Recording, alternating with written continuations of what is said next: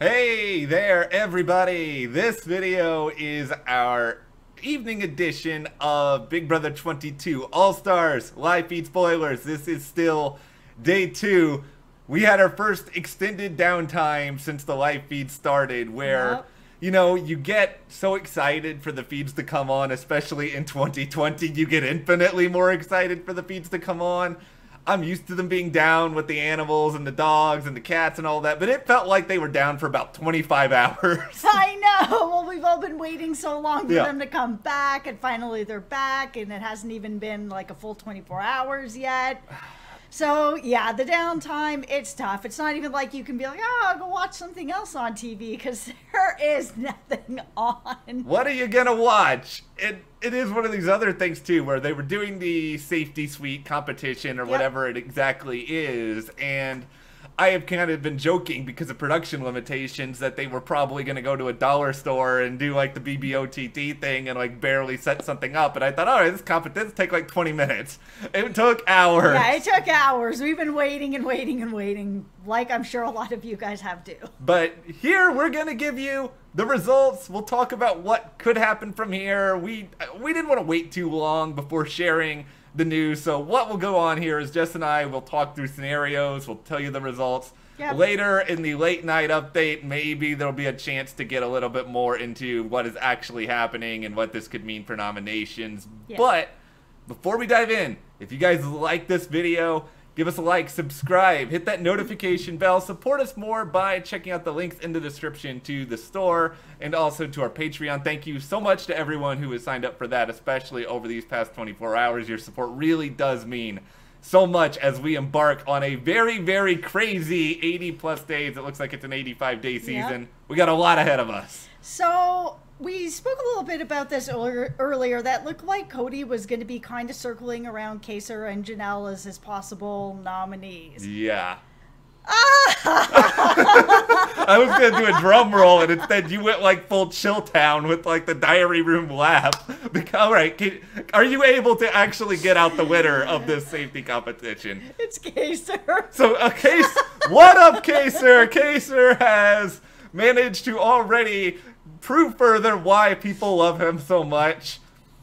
Kaser manages to really make a lot at a very limited time playing Big Brother. It's like, he's never really that great of a player. He always goes kind of early, but it's like, Kaser burns out bright every single time. You love him for however long you have him, and it's just knowing that Kaser and Janelle were the likely targets, and it feels like they're ganging up on the old schoolers to some degree. Yep, so we had Kaser win, and it seems that he is giving the other pass, or however this is working, to Janelle. So Kaser and Janelle are both probably going to be safe, not going to be evicted this week. But it does also sound, though, like they both competed for this, so based on what little we know about this safety suite thing, I'm not sure they're going to be able to compete for any others. So there does come with a pretty significant cost, but it was worth it this time because clearly they were both looking at like they were going to both be on the block. So, I mean, if you were going to burn it, this is the time to burn it because you can win HOH next week and just deal with Cody and Tyler and this nonsense.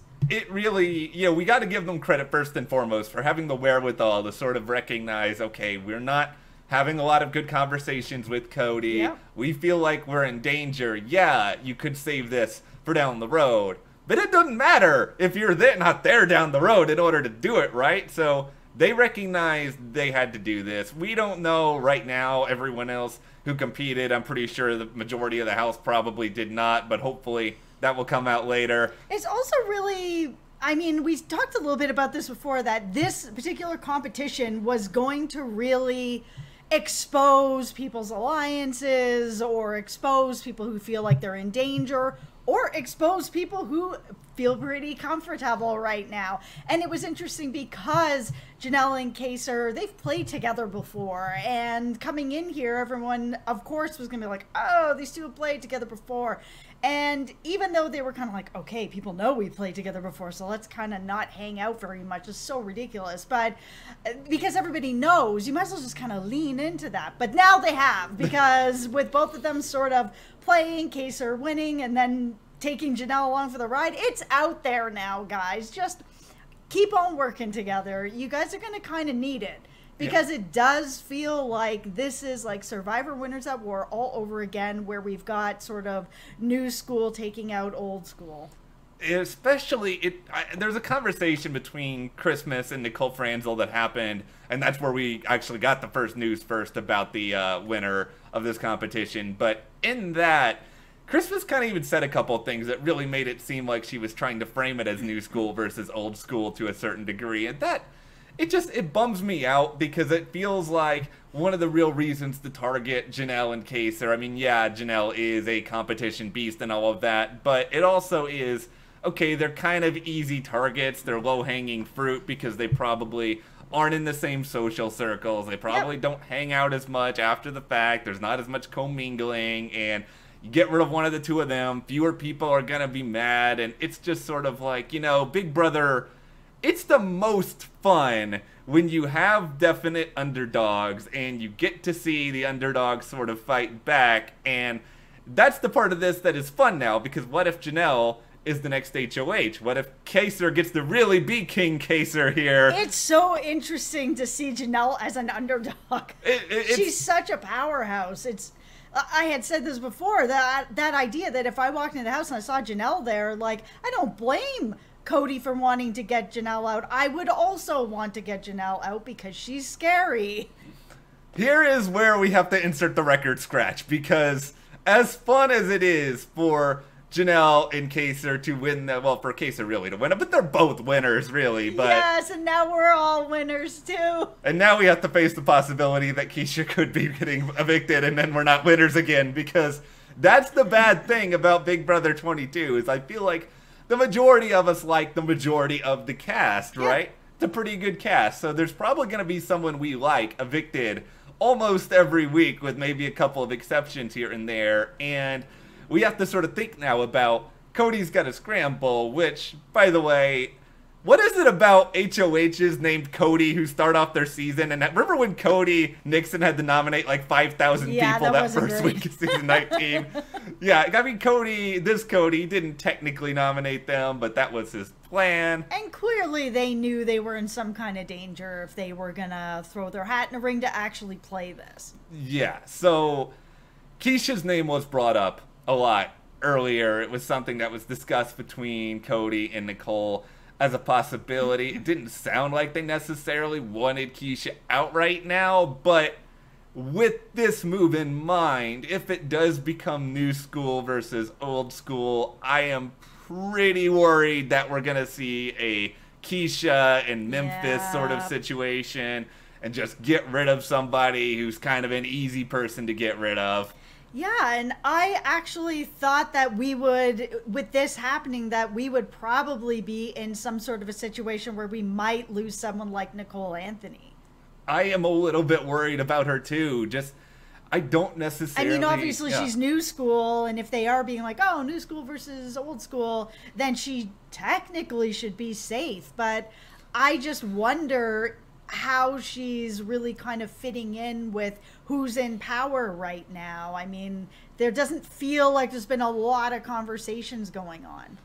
Here's the biggest thing I'm worried about with Nicole Anthony, and it is the other Nicole, who has already said that, she's got some worries because of Podcast Gate, which was brought up, I think, in the morning update today, that apparently Nicole Franzel ghosted Nicole Anthony on a podcast Nicole Anthony wanted her on. And yeah, this is kind of a, not really that significant an issue within Big Brother, a game with a lot of other things going on, but it seems like Nicole Franzel is worried about it. It seems as though Nicole wanted to be the only Nicole entering this season, Franzel anyway. Oh my goodness. And so I kind of feel like Nicole Franzel is an extremely persuasive player. She's really good at sort of laying this out of, oh, this person's really scaring me, and I'm worried about what they're gonna do if they get into power, and I think they're gonna play both sides, and that's something that Nicole Franzel has already said to Ian about Nicole Anthony. Yeah, she has been planting a lot of seeds about Nicole Anthony to a lot of people, and it's it is kind of crazy to me that she would be that intimidated by Nicole Anthony at this point in this game, because this game has just started. Nicole Anthony is not after you. Like, she clearly, if she sent an email to be like, hey, do you want to be on my podcast? She's interested in you, and she values you as somebody. Flattering. Yes, she would want on your podcast. So what are you afraid of? That maybe you'll do a podcast? Like, I don't know what you're afraid of with Nicole Anthony. She is the least threatening person. And in that way, yes, I can understand that I wouldn't want to sit at the end with Nicole Anthony. She's so likable. Yeah. Like, yeah, you don't want to sit at the end.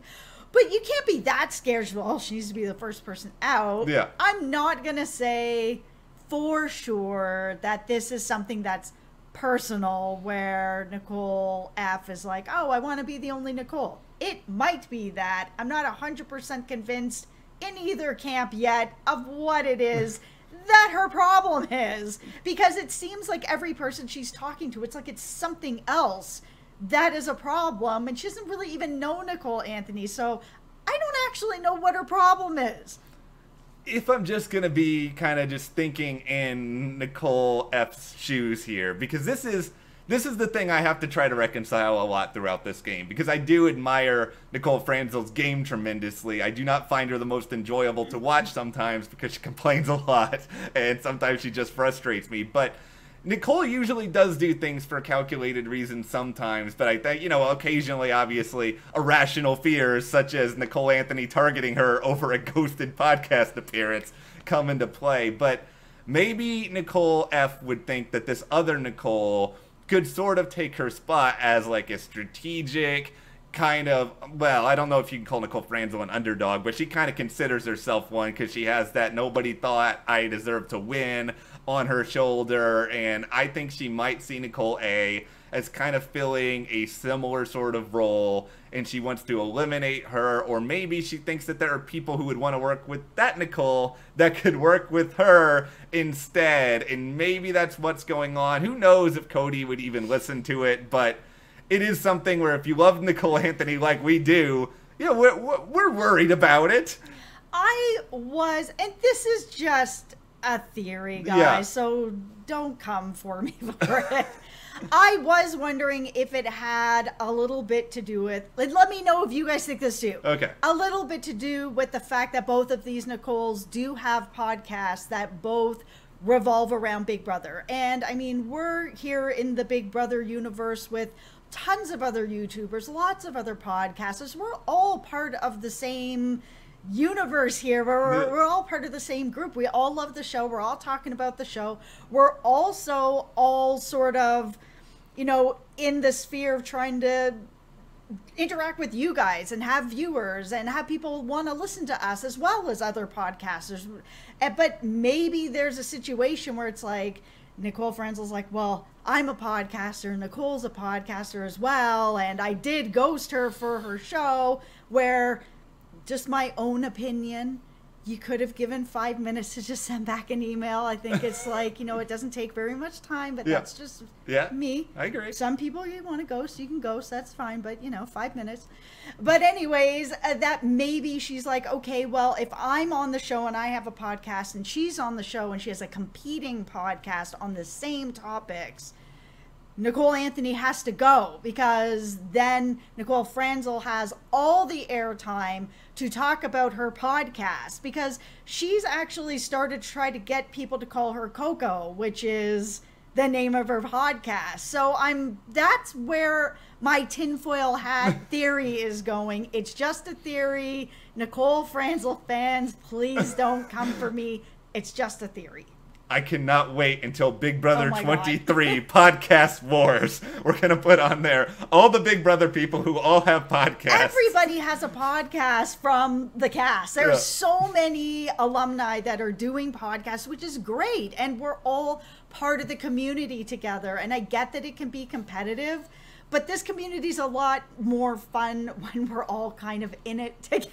It really is. If I'm ever playing Big Brother and you are a fellow Big Brother podcaster, video person, let's have an alliance. Yeah, we'll collab on an alliance, guys. Now, granted, I'm never gonna play Big Brother, but you know, it's all good. We can all go in there together. We'll take out all the jocks, all the nerds, all the people who threw us in the lockers. We'll be good. But okay, like if I'm Cody in this situation, I'm gonna try to take Nicole out of the situation. Yep. I try to think what would be the best thing for him to do, and I don't know really. I haven't seen enough of him and Ian, but Ian is someone I would be terrified of. He can win a lot of competitions.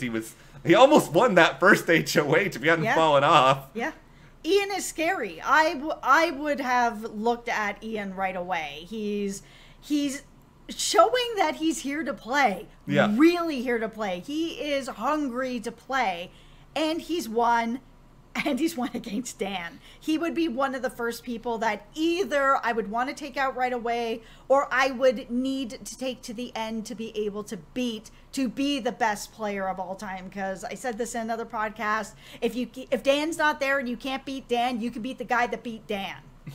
It's really an interesting debate here. If you're Cody, well, obviously this is a good question to sort of, as we're wrapping this up, to give you guys for the comments as well. But, you know, if you are Cody, what do, right? Do you decide, okay, I'm going to make the easier choice and put up maybe Keisha and Memphis or Keisha and somebody else from kind of that older school era who's not a big threat and just say, okay, you know what?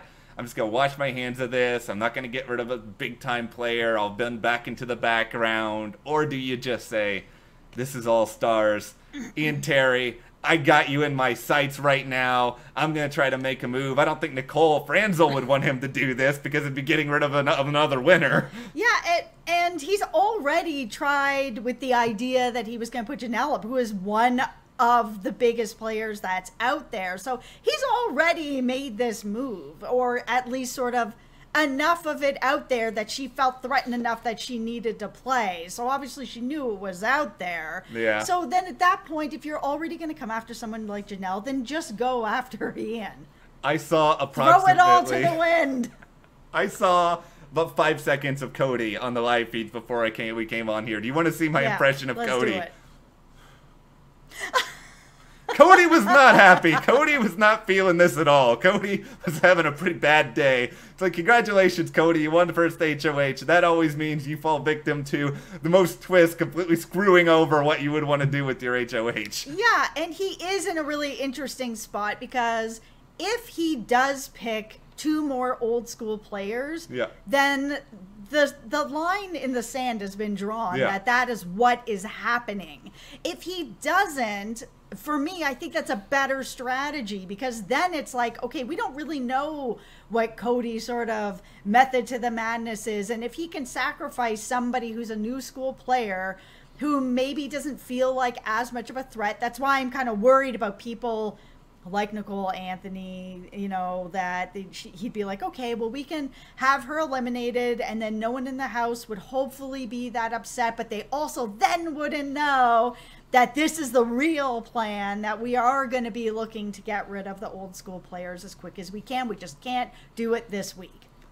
The best thing here overall, though, is that it's really early in the game. It's day 2. Yeah. We already have chaos. That is what we want. We want good feeds. I'm looking forward to diving into all of it. We're going to have a lot of content over the next little while thanks to this. But yeah, if you are a night owl, be sure to come back later or in the morning. We'll have the late night update for you guys to enjoy. I will not be part of it. I will be asleep. Well, but Matt will be here, and he'll be here. taking care of you guys late tonight. For anyone else who's awake, laid up with Matt. There we go. It's going to get weird, people. There's going to be a lot of strategy going on. But all right, what do you think about Janelle and Kaser being safe, going for it? What would you do if you're Cody? Share in the comments. And if you do like this video, give us a like, subscribe, and support us further. Check the link in the description to the store, also our Patreon, and we'll see you here next time.